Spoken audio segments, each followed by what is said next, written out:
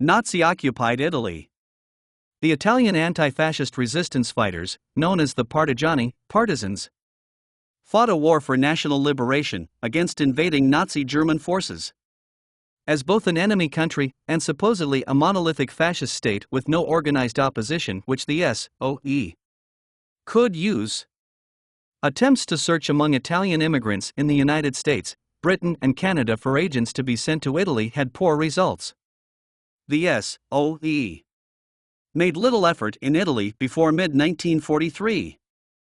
During the first 3 years of war, the most important episode of the collaboration between SOE and Italian anti-fascism was a project of an anti-fascist uprising in Sardinia, which the SOE supported at some stage but did not receive approval for from the Foreign Office.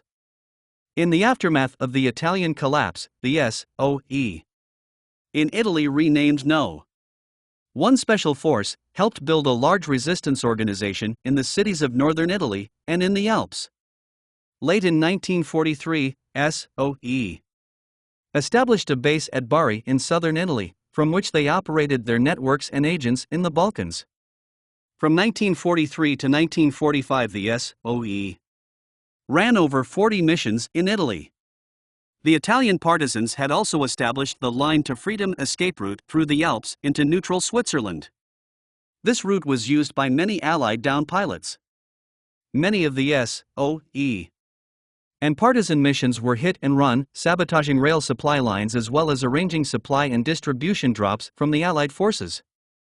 In the run-up to the Allied invasion of Italy, the partisans played a major role in disrupting German communications and supplies. The German-occupied force had a strong foothold in the north of the country, which continued after the liberation of the south by the Allies.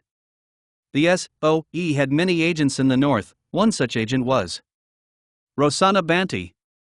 70 years after the war, she was awarded 3 medals for her service by the British government: the Italy Star, the Victory Medal, and the 1939 to 1945 medal.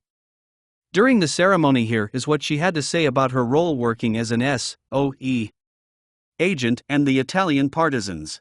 We were dealing with secret agents who were parachuted into the north to make contact with Italian partisans. We kept them supplied with weapons, food, clothing, that sort of thing. We also helped brief and prepare agents, including anti-fascist Italians and Yugoslavs, who were kept at a secret base in the countryside prior to being parachuted behind the lines. The Italian resistance groups, mainly made up of men, and most of them didn't encourage female participants, but this didn't stop hundreds of females from taking up the struggle. There were many female-only groups that fought just as hard as any other groups in Italy, with many of them paying the ultimate price.